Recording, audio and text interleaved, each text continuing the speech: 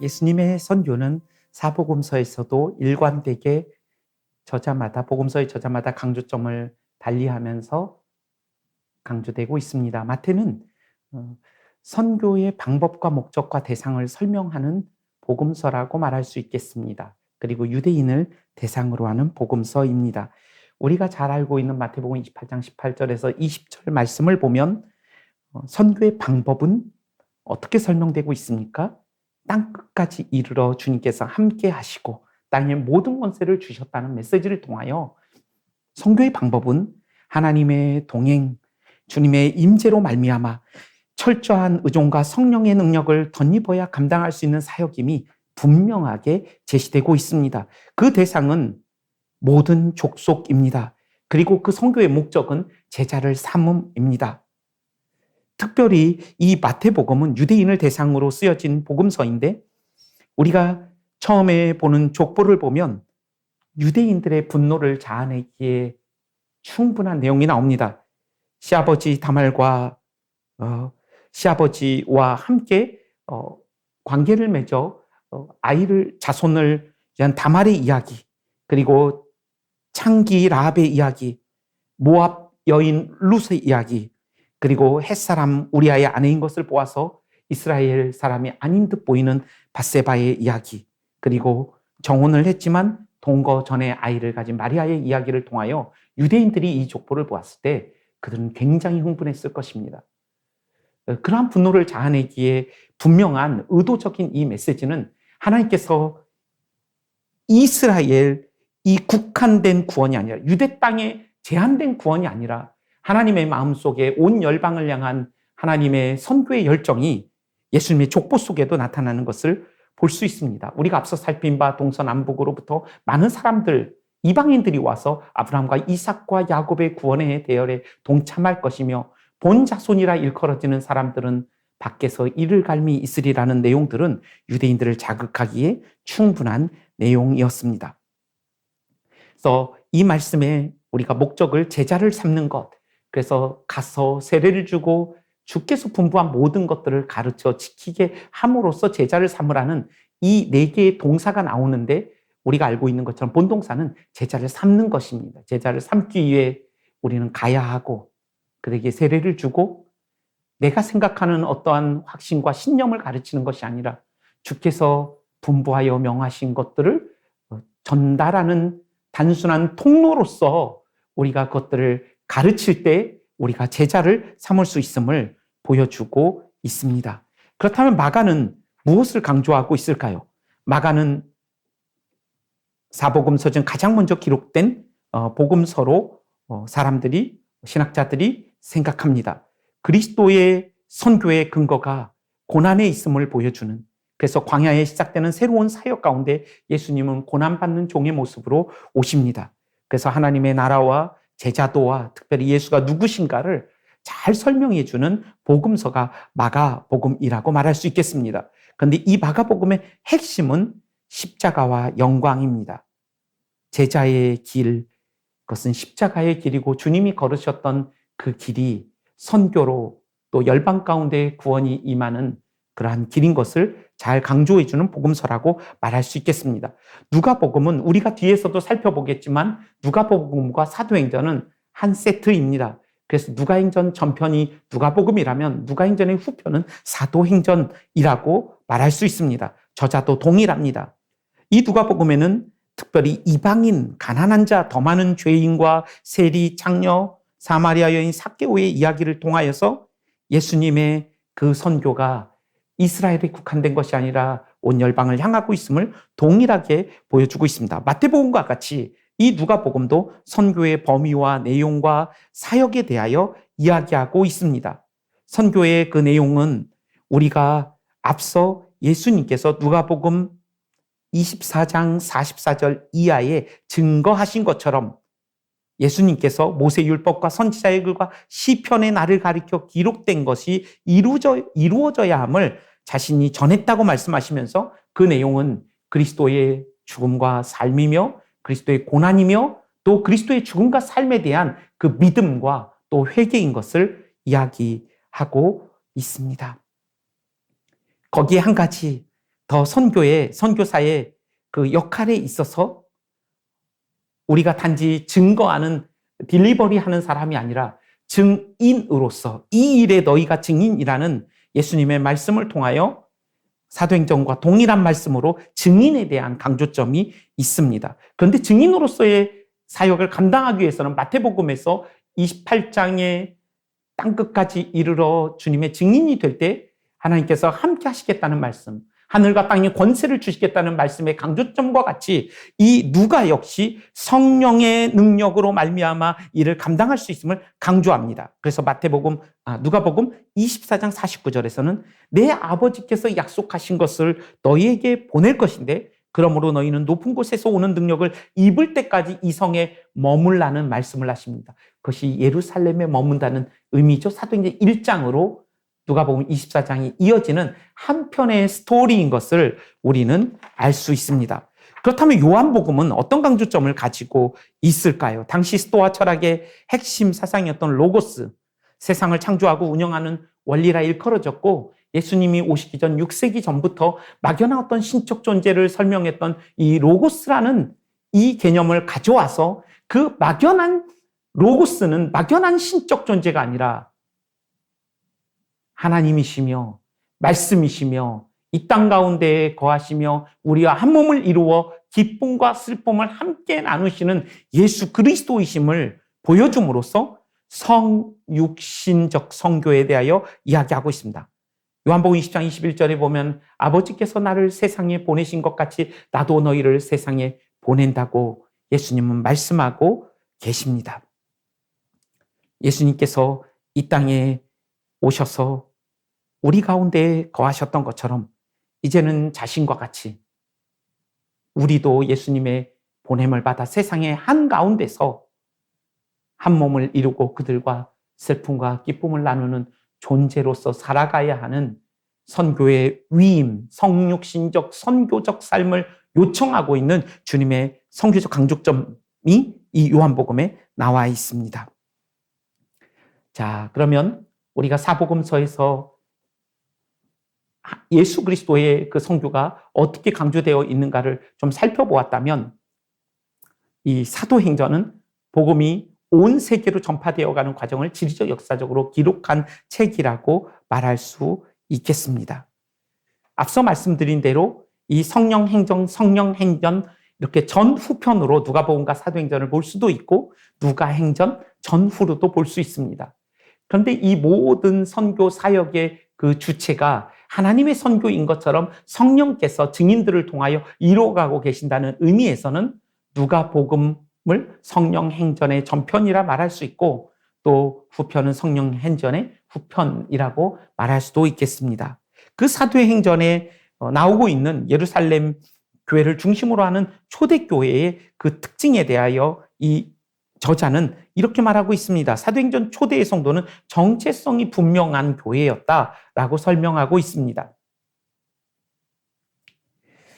그런즉 이스라엘 집에 확실히 알지니 십자가에 못 박은 예수를 하나님이 주와 그리스도가 되게 하셨다라고 말하고 있습니다. 그리스도가 주가 되는 것, 그렇다면 우리는 그의 종이 됩니다.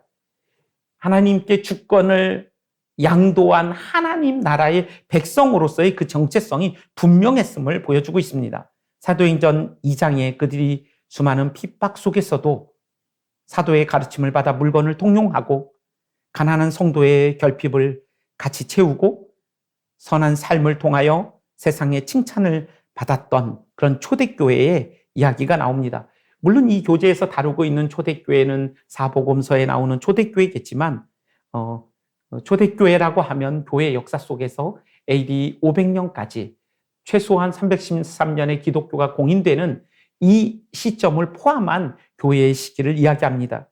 초대교회의 부흥 요인에 대하여 많은 학자들은 처음에는 베드로와 같은 사람의 그 대중집회의 설교를 통하여 그들이 놀랍게 성장했다고 말하고 있지만 최근의 학자들은 그들의 성장의 요인들 가운데 이름도 없던 여인들이 그리고 사람 취급을 받지 못했던 말하는 가구라 여겨졌던 그 노예들에게 새로운 정체성, 복음으로 말미암은 세상이 규정한 정체성이 아닌 복음이 규정하고 있는 새로운 정체성과 새로운 세계관 속에서 그들은 분명한 정체성을 가지고 있었고 그 정체성이 이 초대교회의 능력의 근간이었다라고 말하고 있습니다. 두 번째로 우리가 알고 있는 바 예루살렘 교회는 분명한 한계를 가지고 있었습니다. 주님의 명령에 순종하지 않고 흩어지지 않던 예루살렘 교회가 앞서 살핀 것처럼 스데반의 핍박 이후에 빌립이 사마리아를 넘어가게 되고 또 안디옥으로 흩어진 사람들의 요청에 의하여 바나바가 예루살렘 교회로부터 파송되고 또 다소에 있는 바울이 바나바에 의하여 불리움을 받고 사도행전 13장에 선교사로 파송되어지는 안디옥 교회의 탄생의 이야기가 나옵니다. 그래서 안디옥 교회의 이 탄생의 이야기는 타문화권 선교의 시작이라고 말할 수 있겠습니다. 그러나 그 이전에 사실은 빌립이 사마리아를 향하여 갔고 7 집사가 아닌 잘못 번역된 거죠. 7 일꾼이라고 일컬어지는 이방인 주축으로 예루살렘 교회 유대인 지도자들을 중심으로 했던 리더십이 재편되면서 스데반이라는 걸출한 이방인 지도자가 그 놀라운 메시지를 전합니다. 유대인 12사도로서는 도저히 할 수 없는 그러한 자민족 중심주의적인 민족적 우월감 가운데 사로잡혀 있는 유대인들이 할 수 없는 이방을 향한 열방을 향한 하나님의 놀라운 그 관점에서 설교를 할 뿐 아니라 빌립이 드디어 타문화권 선교사로 넘어가는 그 이야기의 연장선상 속에서 타문화권 선교가 안디옥 교회를 통하여 이루어나고 있는 것입니다. 로마의 3대 도시는 로마와 알렉산드리아와 안디옥이었습니다. 그런 의미에서 안디옥 교회는 그 구성원 자체가 니게르라는 것은 니그로 사람이죠. 그러니까 흑인들이 있었고요. 그리고 본봉왕 헤롯의 젖동생 마나엘이 있었다는 것은 신분이 굉장히 높은 사람도 있었고 빈부 귀천과 또 다인종 다민족 국가를 형성하고 있는 이 안디옥 교회였음을 보여주고 있습니다. 다양한 종족과 문화가 존재했던, 그래서 열린 사고방식을 가지고 있던 이 안디옥 교회가 시작되고 있다는 것, 그리고 이 교회가 타문화 선교의 전초기지가 되고 있다는 것은 하나님의 놀라운 섭리가 있었던 것을 우리는 보게 됩니다. 그래서 선교사가 파송이 되는 그 결정되는 그 과정도 굉장히 중요한 메시지를 담고 있습니다. 안디옥 교회 최고의 영적 자산인 바울과 바나바를 선교에 드렸던 그 안디옥 교회는 선교사를 파송할 때 교회 지도자들이 주도권을 갖고 주님 앞에 금식하며 기도했던 것을 볼 수 있습니다. 그런 것들을 볼 때 우리가 선교의 부르심을 받는다고 할 때 내 개인적으로 하나님께서 부르셨다, 부르심이 확실하다라는 내용이 중요할 뿐 아니라 공동체가 그 부르심에 대해 함께 동의하고 기쁨으로 동참할 수 있는 것이 또 얼마나 중요한가. 개인적인 부르심의 확신과 공동체적인 부르심의 그 조화의 모습을 사도행전 13장에 바울과 안디옥 파송 사건에서 우리는 엿볼 수 있습니다. 그렇다면 바울이 사도행전 13장 이후에 선교사로 파송되어 1차, 2차, 3차 선교 사명을 감당할 수 있었던 그 힘의 원천은 무엇이었을까요? 소명이었습니다. 그러나 우리가 선교사의 구체적인 어떠한 나라와 어떤 민족을 향한 구체적인 이 특별한 부르심은 매우 중요합니다. 선교사역을 감당하기 위해서는 하나님이 나를 부르셨다는 이 분명한 확신은 너무나 중요합니다. 그러나 더 궁극적으로 우리가 모든 그리스도인을 향한 궁극적인 유일한 소명이 있다라는 생각도 우리가 한번 해볼 수 있습니다. 그런 의미에서 더 콜링이라는 단어와 그리고 콜링스라는 단어로 좀 구분해서 생각해 볼 수 있겠습니다. 다양한 직업과 다양한 배경을 가지고 있는, 그래서 우리는 다양한 그 소명들 가운데 우리의 일상의 그 땅끝에서 살아가고 있습니다. 그러나 우리가 어떤 직업을 가지고 있든 어떤 배경을 가지고 있든 우리가 그리스도를 주로 모신 그리스도의 또 그리스도와 한 형제요 또 하나님의 자녀라면 우리는 이 궁극적인 더 콜링, 하나님의 영광이라는, 너무나 추상적인 말 같죠. 하나님의 영광이, 그것은 그리스도가 주가 되게 하시는 거죠. 하나님을 영화롭게 한다라는 것은 그리스도가 내 삶에 통치하시고 주인으로서 자리하신다는 말씀으로 환원할 수 있습니다. 그런 의미에서 바울은 그 하나님을 영화롭게 하는 그 선교의 부르심 가운데 그 소명을 따라 그렇게 섬겼고, 우리도 우리가 있는 각 처소가 우리의 땅끝이고, 특별히 해외 선교라고 일컬어졌던 이 선교가 이제는 타문화권 선교라고 일컬어지고, 다민족 국가의 멀티컬처럴한 그 사회 속에서 살아가야 하는 우리에게는 이 바울의 사명의 원천이었던 이 소명이 우리의 어떤 의미가 있는지 우리가 다시 한번 생각해 볼 필요가 있습니다. 요한복음 20장 21절에서 말한 그대로 아버지께서 나를 세상에 보내신 것 같이 나도 너희를 세상에 보낸다고 말씀하십니다. 두려움 가운데 있던 예수님이 죽고 자신들도 죽을지 모르는 그러한 두려움 가운데 있던 그들에게 주님은 오셔서 샬롬을 명하십니다. 너에게 평강이 있기를 원하노라. 평강을 말씀하시면서 세상에 우리를 보내시는 주께서 이제는 너희를 그냥 보내지 아니하고 평강을 줄 뿐 아니라 성령의 능력으로 너희와 함께 할 것이다라고 요한복음 2장에서 약속하고 계시고, 이제는 너희가 용서받은 것 같이 너희가 세상의 한가운데 그들의 삶 속에 깊이 들어가서 그들을 용서하고 그들의 기쁨과 슬픔을 함께 하라는 주님의 이 궁극적인 선교로의 이 부르심 앞에 우리 모두가 있다라는 사실도 잊지 않았으면 좋겠습니다. 바울의 그렇다면 이러한 소명이 그의 선교를 힘있게 하였는데 그의 선교에 하나의 원리가 나옵니다. 그것은 미전도 종족 선교였습니다.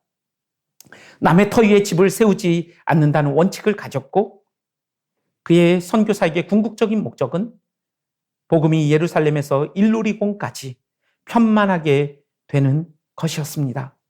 예배가 없기 때문에 존재하는 이 선교를 위해서, 선교는 예배자를 만드는 일인데 그 일을 위해서 한 번도 하나님께서 영광과 찬송과 높임을 받은 적이 없는 그 땅과 그 사람들로부터 하나님이 영광과 찬송과 높임을 받기를 원하는 간절한 열망은 바울로 하여금 더 소외된 곳으로, 남이 터를 세우지 않은 곳으로 가게 했습니다. 우리가 알고 있는 것처럼 세계 선교지의 한 90%의 선교사들은 이미 복음이 전해진 곳에 가 있습니다. 전반개척 선교지에는 선교사의 포션으로 볼 때 한 10% 정도가 미정도 종족 가운데 가 있다고 합니다. 이러한 선교의 불평등이, 이 불편한 진실이 또 진실인 것을 생각할 때 우리의 선교는 바울의 선교를 또 지향할 필요가 있다라는 생각을 해보게 됩니다. 이 책의 저자는 마지막으로 주님의 최대 관심사에 대하여 이야기합니다. 부활 이후에 주님의 최대 관심사는 무엇이었는가? 그는 요한계시록의 말씀을 가지고 옴으로써 하나님 나라가 임하였을 때 하나님께서 예수 그리스도를 초림하게 하시고 또 재림하셨을 때 어떠한 예배가 드려질 것인가를 요한계시록 7장 9절에서 12절 말씀을 통하여 증거하고 있습니다.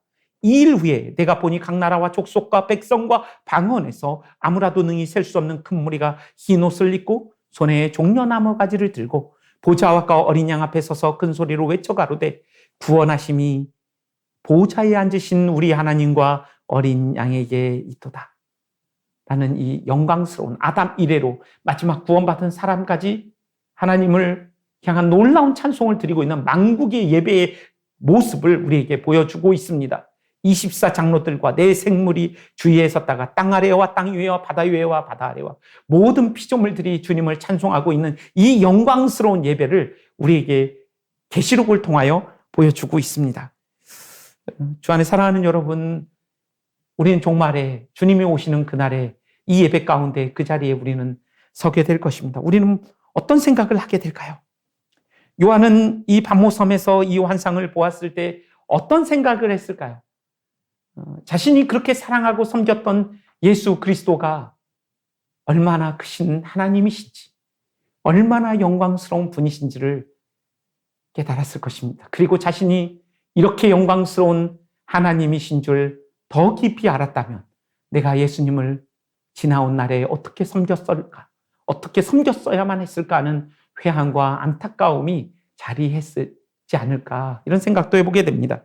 그런 안타까움과 더불어 또 인생의 구비구비마다 호흡보다 가까이 계신 주님이 자신을 참 충성되게 여기시며 부족하고 연약함을 넘어서는 하나님의 사랑으로 이곳까지 나를 인도하신 그에 대한 감사와 감격이 함께 있지 않았을까 생각해 보게 됩니다.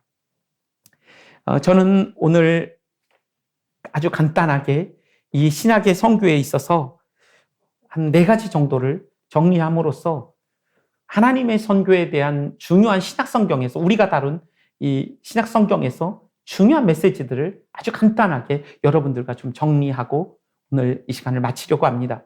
신약에 나타난 선교를 통하여 우리의 일상의 땅끝에서 지금 여러분들과 제가 있는 그 처소 속에서 어떻게 이 선교를 감당해야 할 것인지, 우리는 어떤 중요한 메시지를 이 신약 성경으로부터 배워야 하는지 잠시 한번 정리해 보도록 하겠습니다. 첫 번째로 선교는 하나님의 선교입니다. 미시오 데이라는 말입니다. 지금 네모 박스로 되어 있지만 큰 원으로 생각하셔도 좋겠습니다. 하나님은 졸지도 아니하시고 주무시지도 아니하시고 자신의 선교를 지금도 쉬지 않고 이어가고 계십니다. 자신의 왕국을 세우기 위하여 하나님이 하시는 모든 일이 하나님의 선교라는 큰 역사입니다. 그 안에 하나님은 교회를 부르십니다. 그것을 미션이라고 말합니다. 교회가 세상에서 하나님의 나라와 영광을 위하여 하는 모든 일들입니다. 더 작은 원을 보면 미션 선교 사역들이라고 말할 수 있습니다. 선교 훈련, 선교 준비와 파송과 선교지에서의 삶, 복음 전도, 제자도, 교회 개척, 그리고 한국 교회가 세계 선교의 또 중요한 일부분을 감당하고 있지만 하나님의 선교라는 엄청난 그림 안에서 보면 한국의 선교는 이 선교 사역들, 가장 조그만 원 하단부에 있는 선교 사역들의 점에 지나지 않습니다. 선교는 하나님의 것입니다. 삼위 하나님은 선교하신 하나님이십니다. 그의 피조물은 우리는 선교하는 존재입니다. 선교가 먼저이겠습니까? 교회가 먼저이겠습니까? 선교가 먼저입니다. 선교사인 하나님께서 타락한 아담과 하와에게 오셨습니다. 그리고 하나님과의 기쁨이 단절된, 살아도 죽어도 소망이 없는 이 백성들에게 예수님을 선교사로 보내셨습니다. 이 한국 땅에도 여러분 한국교회사를 또 배우시겠지만 선교사들이 옴으로써 교회가 시작되었습니다. 그러므로 교회의 출생은 선교로부터 시작됩니다. 그러므로 선교는 교회를 낳게 했고 교회는 선교적 DNA를 출생적으로 가지고 있습니다. 그러므로 선교는 교회의 활동의 하나가 아니라 교회의 본질입니다. 교회의 DNA입니다. 그분의 사랑으로 시작된 하나님의 선교에 초청받고 보냄받은 우리를 세상 한가운데서 증인으로서 이제는 그분처럼 성육신의 삶과 태도를 가지고 그분의 선교에 동참해야 하는 것입니다. 여러분, 하나님의 선교는 우리에게 어떤 유익이 됩니까?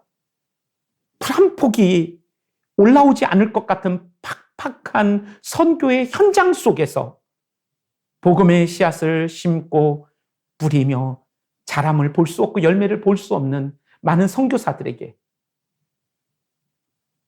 또 우리같이 연약하고 결핍 덩어리인 우리 같은 사람을 통하여서도 하나님은 쉬지 않고 선교를 하고 계시고 자신의 선교를 이루고 계신다는 이 사실이 우리 가운데 위로를 줍니다.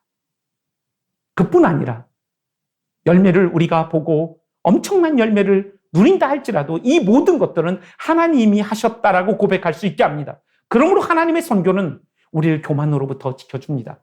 하나님의 선교는 우리를 낭망으로부터 구원합니다. 그리고 연약한 가운데 우리의 선교를 하나님의 주권 아래에 있음을 붙들고 또 연약하고 부족한 우리를 초청하여 주셔서 이 선교에 하게 하심에 대한 무한한 감사와 찬송으로 이 선교에 참여하게 됩니다. 여러분, 선교의 주체는 교회 맞습니다. 그러나 그 이전에 선교의 주체는 하나님이십니다. 성령이십니다. 마태복음과 누가복음에서 강조되고 있는, 사도행전에서 강조되고 있는, 신약의 성경에서 강조되고 있는 이 하나님의 선교. 그러므로 우리는 들러리입니다. 깍두기입니다.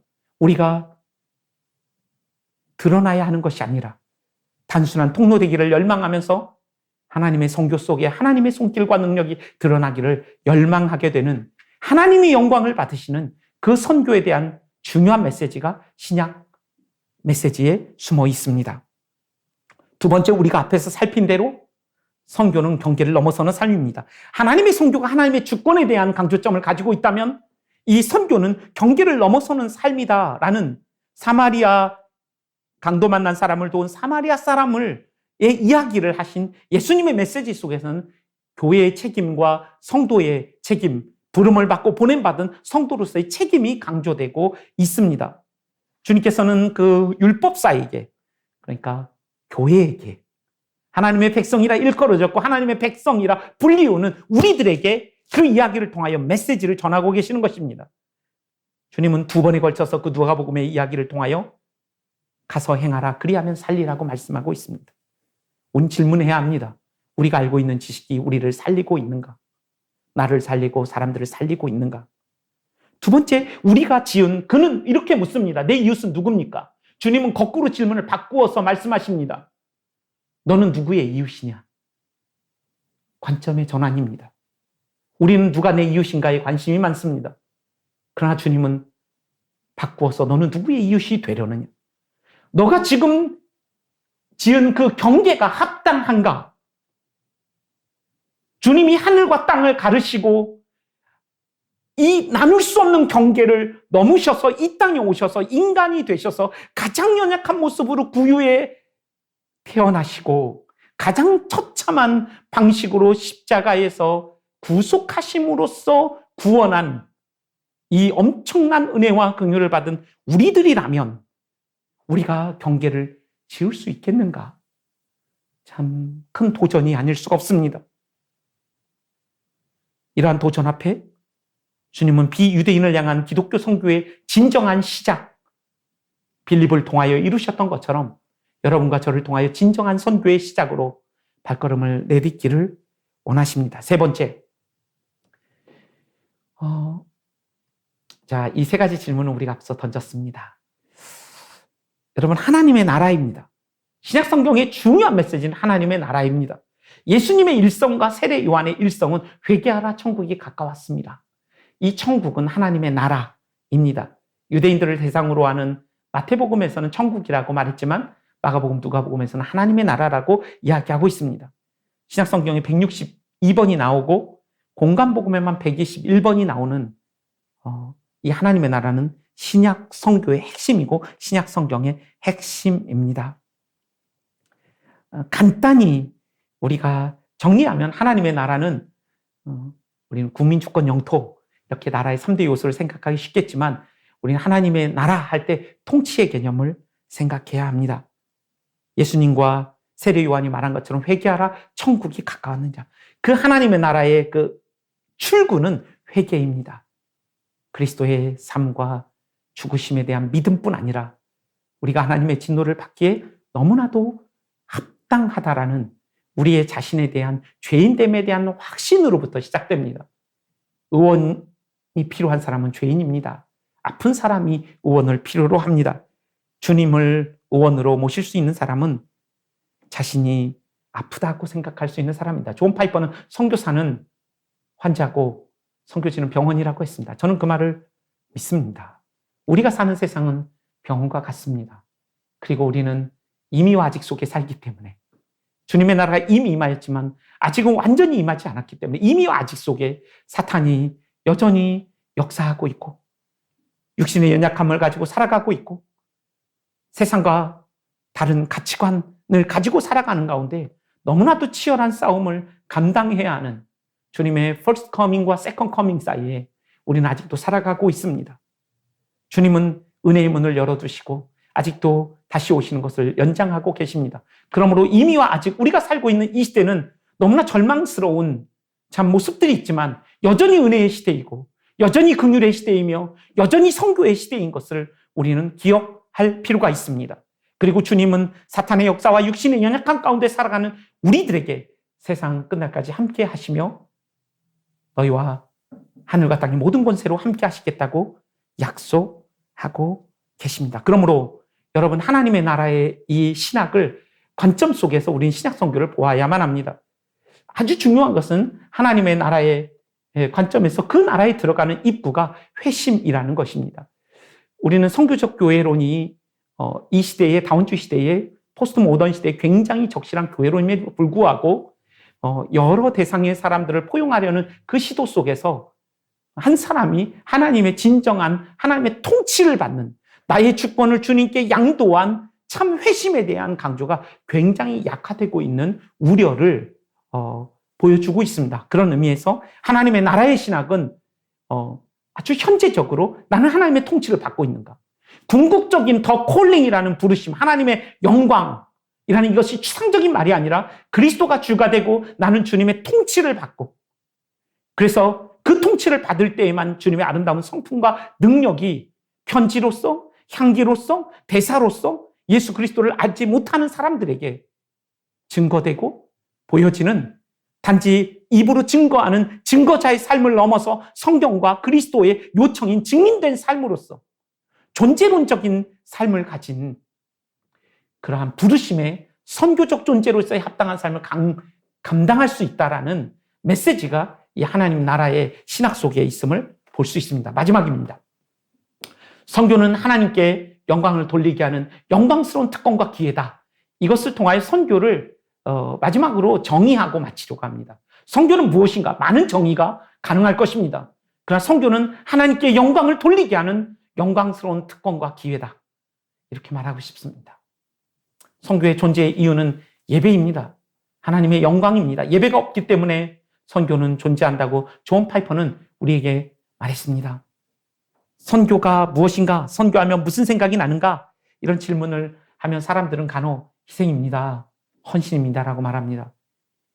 맞습니다. 희생과 헌신의 요소가 있습니다. 십자가를 지나지 않고는 영광을 맛볼 수가 없습니다. 그러나 그 고난과 영광을 압도하는 기쁨이 그 안에 있습니다. 예수님께서 십자가를 참으셨는데 그 앞에 있는 즐거움을 위하여 그 십자가를 견디고 감내하셨다고 히브리서 기자는 증언하고 있습니다. 우리의 창조의 목적은 무엇입니까? 하나님의 영광이라고 이사야가 증언하고 있습니다. 우리의 구원이 무엇인가? 성경이 전체로 증거하고 있고 에베소 1장에 분명하게 성부와 성자와 성령의 이 협력적인 구원의 사역의 목적은 하나님을 영화롭게 하려 함이라고 증언하고 있습니다. 여러분, 하나님께 영광을 돌리는 삶을 살 때 우린 가장 행복하고 주님께 영광이 됩니다. 주님은 우리의 창조주시고 우리가 행복하길 원하시고 본인이 행복하길 원하시기에 행복 매뉴얼을 주셨습니다. 그런데 그 매뉴얼을 딱 한마디로 정의한다면 아마 하나님의 영광일 것입니다.